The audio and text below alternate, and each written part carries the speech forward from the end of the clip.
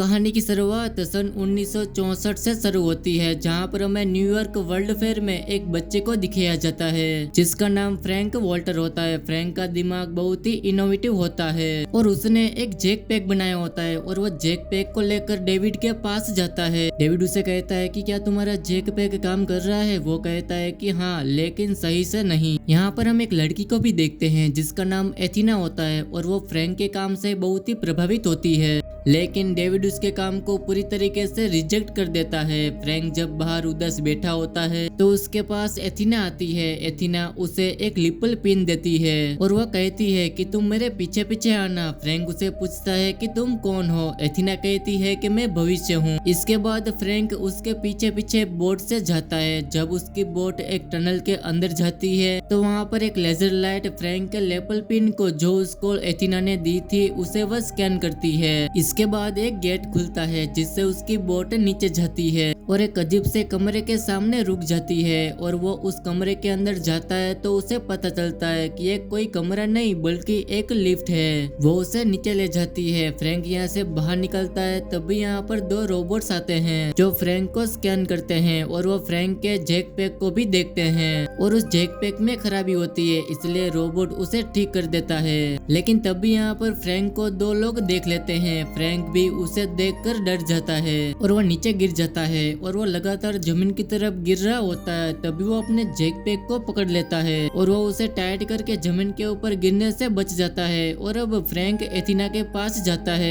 एथिना उसे बताती है कि इस जगह का नाम टुमारोलैंड है और अब इस बात को कई साल बीत जाते हैं। फ्रैंक टुमारोलैंड में रहते रहते अब वो बूढ़ा हो चुका है और अब ये वक्त होता है 2015 का, जहाँ पर अर्थ के ऊपर एक लड़की को दिखाया जाता है जिसका नाम कैसी होता है। कैसी नासा के लॉन्च प्रोग्राम में जाकर वह जानबूझकर खराबी ले आती है क्योंकि उसके पिता नासा में इंजीनियर है। अगर ये लॉन्च हो गया तो उसके पिता की जॉब छूट जाएगी। एक बार जब कैसी नासा के प्रोग्राम में खराबी कर रही होती है तो उसे पकड़ लिया जाता है। पुलिस उसे अरेस्ट कर लेती है। अगले दिन जब उसे छोड़ा जाता है तो उसके सामान में एक लेपल पिन भी होती है और ये लेपल पिन वैसे ही होती है जैसी आज से कई साल पहले सन 1964 में फ्रैंक को मिली थी। और वो जैसे ही पिन को हाथ लगाती है तो वो टुमारोलैंड पहुंच जाती है और ये दुनिया देखकर वो पूरी तरीके से चौंक जाती है। यहाँ पर सब कुछ आधुनिक होता है। इस दुनिया में कैसी सबको देख सकती है लेकिन कैसी को कोई भी नहीं देख सकता। लेकिन तभी उसके पिन में रिवर्स काउंट होना शुरू हो जाती है, यानी कि उसकी जो पिन की बैटरी होती है वो डाउन हो रही होती है। जैसे ही उसकी बैटरी खत्म होती है तो वो वापस अपनी दुनिया में आ जाती है। कैसी पूरी तरीके से हैरान होती है कि उसके साथ क्या हुआ और वो वापस अपने घर पे आ जाती है और वो अपने भाई को सब कुछ बता देती है। और अब ये दोनों इंटरनेट के ऊपर पिन को सर्च करना शुरू कर देते हैं और इंटरनेट के ऊपर उसे वैसे ही पिन दिख जाती है जिसपे एक एड्रेस होता है और वो कैसी उस एड्रेस के ऊपर पहुंच जाती है। ये एक शॉप होती है और जब कैसी शॉप के ओनर को पिन दिखाती है तो वो पूरी तरीके से हैरान हो जाते हैं। वो कैसी को पूछते हैं कि तुम्हें ये पिन कहाँ से मिला? कैसी कहती है कि मुझे नहीं पता। वो पूछते हैं कि क्या तुम छोटी बच्ची से मिली? कैसी कहती है कि मुझे किसी के बारे में कुछ भी नहीं पता। और अब कैसी उसकी बातों का जवाब नहीं दे पाती तो वह दोनों के दोनों कैसी के ऊपर हमला कर देते हैं। इससे पहले कि वह कैसी को मारते यहाँ पर एथिना आ जाती है और वो कैसी को बचाने के लिए शॉप के ओनर से लड़ती है और वो लड़ाई के दौरान एक का गला काट देती है। और यहाँ पर हमें पता चलता है कि शॉप के जो ओनर्स थे वो रोबोट्स थे। जैसे ही एथिना और कैसी शॉप से बाहर निकलते यहाँ पर एक रोबोट अपने आप को ब्लास्ट कर देता है।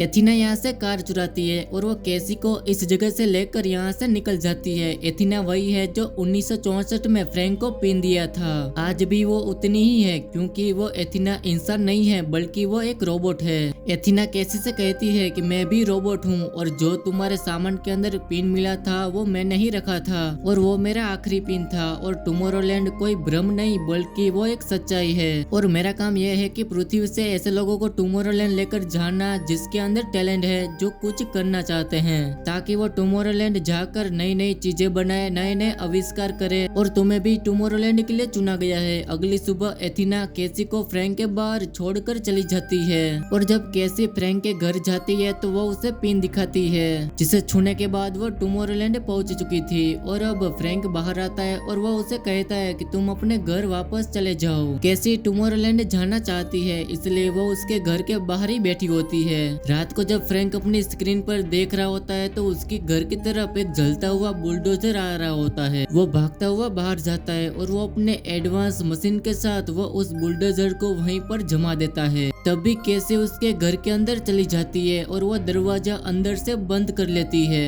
फ्रैंक उसे दरवाजा खोलने के लिए कहता है, लेकिन कैसी कहती है कि जब तक तुम मुझे टुमारोलैंड नहीं ले जाओगे तब तक मैं दरवाजा नहीं खोलूंगी। कैसी वहाँ पर बहुत ही आधुनिक चीजें देखती है और जब वह एक कमरे के अंदर जाती है तो वहाँ पर बहुत ही सारी स्क्रीन होती है जिसमें धरती के विनाश के अलग अलग स्टेजेस चल रहे होते हैं। साथ ही यहाँ पर 60 दिनों का रिवर्स काउंट भी चल रहा होता है, यानी कि 60 दिनों में धरती खत्म होने वाली है। तब भी फ्रैंक अंदर आ जाता है और वह कैसी को यहाँ से जाने के लिए कहता है। कैसी कहती है कि तुम्हें मुझे बताना पड़ेगा कि यहाँ पर चल क्या रहा है और तुमने ऐसा क्या किया था जिससे तुम्हें टुमारोलैंड से निकाला गया था। फ्रैंक कहता है कि मैंने एक आविष्कार किया था जिससे मुझे सालों पहले टुमारोलैंड से निकाला गया और तुम मॉनिटर्स के ऊपर धरती की तबाही देख रही हो, ये निश्चित तौर पर होगी। पर कैसी इसकी बात के ऊपर विश्वास नहीं करती और उसके विश्वास न करने की वजह से स्क्रीन पर जितनी भी धरती पर तबाही चल रही होती है वो सबकी सब कम हो जाती है। यह देखकर वह फ्रैंक पूरी तरीके से हैरान हो जाता है और अब यहाँ पर रोबोट की टीम कैसी को मारने के लिए आ जाती है, लेकिन फ्रैंक किसी खतरनाक रोबोट से उसे बचाता है। इसके बाद वो अपने साथ उसे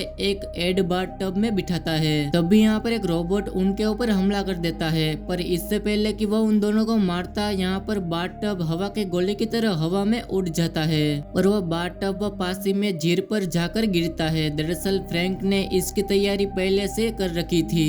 अब यहाँ पर एथिना भी आ जाती है जिसे देखने के बाद फ्रैंक बिल्कुल भी खुश नहीं होता, क्योंकि फ्रैंक और एथिना बचपन में दोस्त थे तो एथिना ने उसे अपने रोबोट होने की सच्चाई छुपाई थी और अब फ्रैंक को इन दोनों के पास जाना होता है। गाड़ी में इन दोनों के बीच लड़ाई भी होती है। फ्रैंक उसे कहता है कि तुमने उसे पिन क्यों दिया, क्योंकि टुमारोलैंड में सारे पिन्स को डिस्ट्रॉयड कर दिया गया था। एथिना कहती है कि मैं 12 पिन से लेकर भाग गई थी और जो पिन मैंने कैसी को दिया था वो आखिरी पिन था और ये यही कारण होता है कि टुमारोलैंड वाले कैसी को और एथिना को उन दोनों को मारना चाहते हैं। और अब ये तीनों के तीनों एक जगह जाते हैं जहाँ पर एक टेलीपोर्टेशन डिवाइस होता है और ये डिवाइस से इंसान एक जगह से दूसरी जगह जा सकता है। फ्रैंक यहाँ पर एथिना से कहता है कि कैली को क्यों चुना गया। वो बताती है कि उसने अभी भी हार नहीं मानी। दरअसल धरती पर लगभग सभी लोग ये मान चुके होते हैं कि धरती अब खत्म हो जाएगी, लेकिन कैली को अभी भी विश्वास होता है कि कुछ न कुछ बेहतर हो सकता है। इसके बाद वो टेलीपोर्टेशन डिवाइस से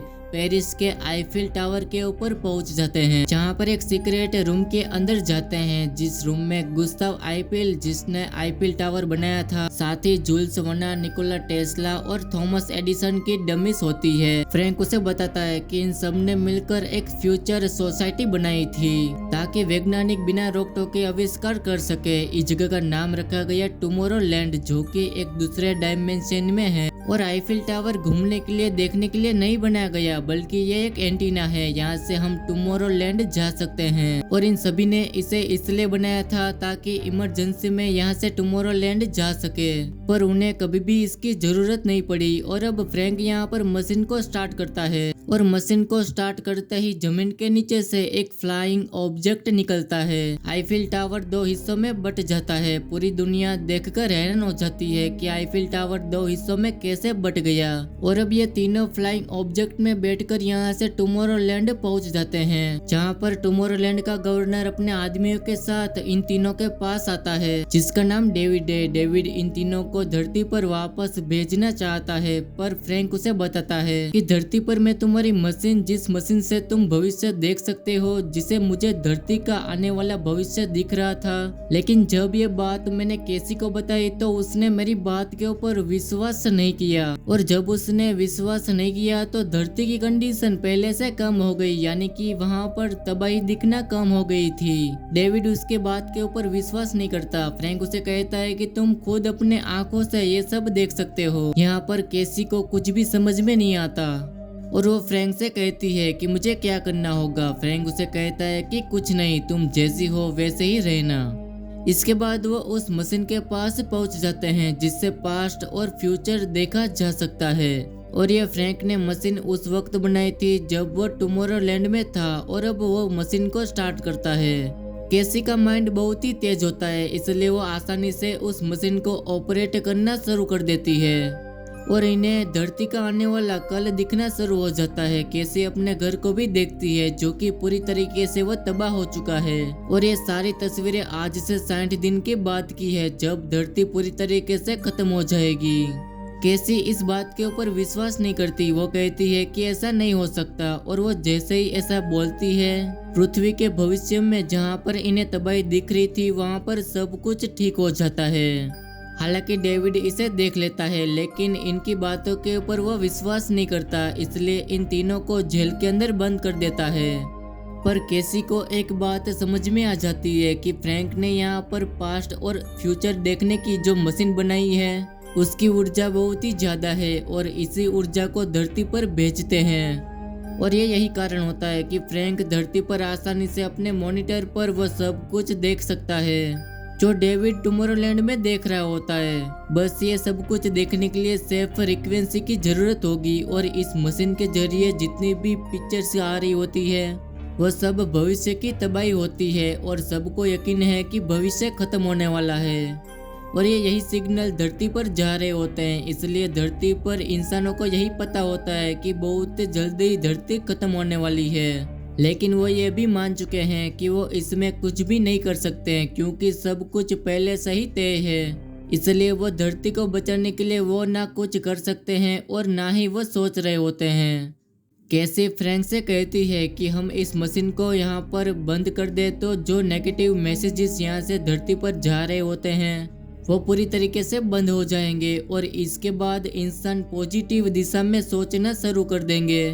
और ये सारी बात वो डेविड को बताते हैं लेकिन डेविड उसके बात के ऊपर ज्यादा ध्यान नहीं देता।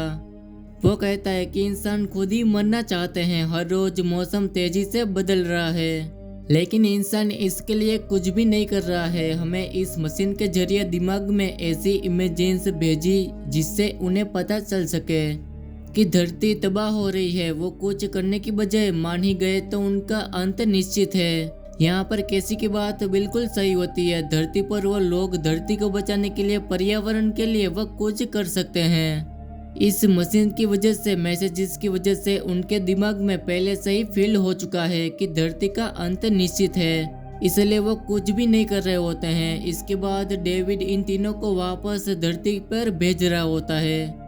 फ्रैंक को अलविदा कहने के लिए उससे वह हाथ मिलाता है।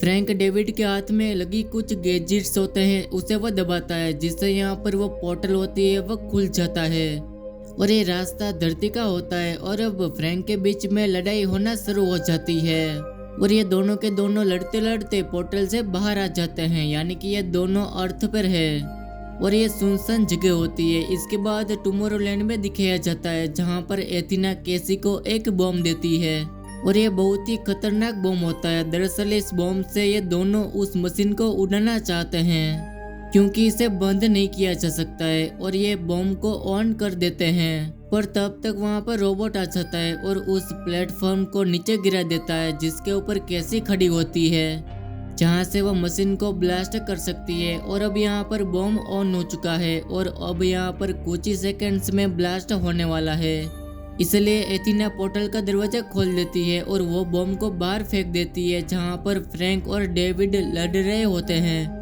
बॉम्ब फेंकने के बाद ये दोनों के दोनों पोर्टल के अंदर यानी कि टुमारोलैंड जाने के लिए भागते हैं और तब भी बॉम्ब ब्लास्ट हो जाता है। हालांकि ये दोनों अंदर आ जाते हैं लेकिन डेविड एक बहुत बड़ी मेटलिस्ट शीट के अंदर दब जाता है। यहाँ पर एथेना भविष्य देखने वाली मशीन में देखती है कि डेविड कुछ ही सेकंड्स में फ्रैंक को गोली मारने वाला है और अब जैसे ही डेविड व फ्रैंक के ऊपर गोली चलाता है एथेना उसके आगे आ जाती है। इस वजह से फ्रैंक की जान तो बच जाती है लेकिन एथेना का सिस्टम डीएक्टिवेट होना शुरू हो जाता है, यानी कि वो मर रही होती है। वहीं पर हमें केसी को दिखाया जाता है जो कि वह डेविड के पास आती है और उसकी जो गन होती है उसे वह छीन लेती है। यहाँ पर फ्रैंक व केसी को एक दूसरी जगह ले जाता है। केसी उसे बताती है कि जब तुम छोटे थे और मैं तुम्हें टुमारोलैंड लाई थी, हम दोनों के बीच में दोस्ती हुई और मैं तुम्हारे लिए अलग फील करती थी जो मेरे प्रोग्राम में कभी नहीं किया था।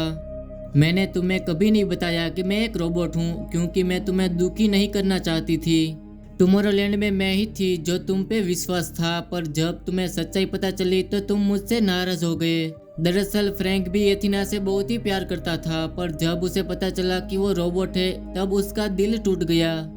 और अब कैसी अपने सेल्फ डिस्ट्रक्ट को ऑन कर देती है और वो फ्रैंक से कहती है कि मुझे ऊपर मशीन तक ले जाओ। फ्रैंक जैकपैक में बिठाकर जो उसने बचपन में बनाया था उसे ऊपर ले जाता है और यहाँ पर बहुत बड़ा ब्लास्ट होता है जिससे पूरी की पूरी मशीन डिस्ट्रॉयड हो जाती है। और डेविड जो नीचे फंसा हुआ था उसके ऊपर मशीन गिरती है जिससे डेविड की मृत्यु हो जाती है। इसके बाद हम देखते हैं कि कैसी अपने पिता और अपने भाई के पास जाती है। उसके पिता नासा में इंजीनियर है, इसलिए टुमारोलैंड में उसे रहने की इजाज़त मिल जाती है। फ्रैंक और केसी टुमारोलैंड के हेड है और जिस तरह से उसे पिन मिले थे अब वो अर्थ पर उन लोगों को जो मशीन टूटने के बाद अर्थ को बचाने की कोशिश कर रहे होते हैं उन सबको पिन भेजते हैं ताकि वो टुमारोलैंड आकर अपना आविष्कार अच्छे से करे। और अर्थ को बचाया जिसके 60 दिन पूरे हो जाते हैं और अर्थ को कुछ भी नहीं होता। यानी कि केसी की सोच बिल्कुल सच थी। और अब इसी के साथ ये कहानी यहीं पर खत्म हो जाती है। अगर आप सभी को कहानी पसंद आई हो तो वीडियो को लाइक कर देना।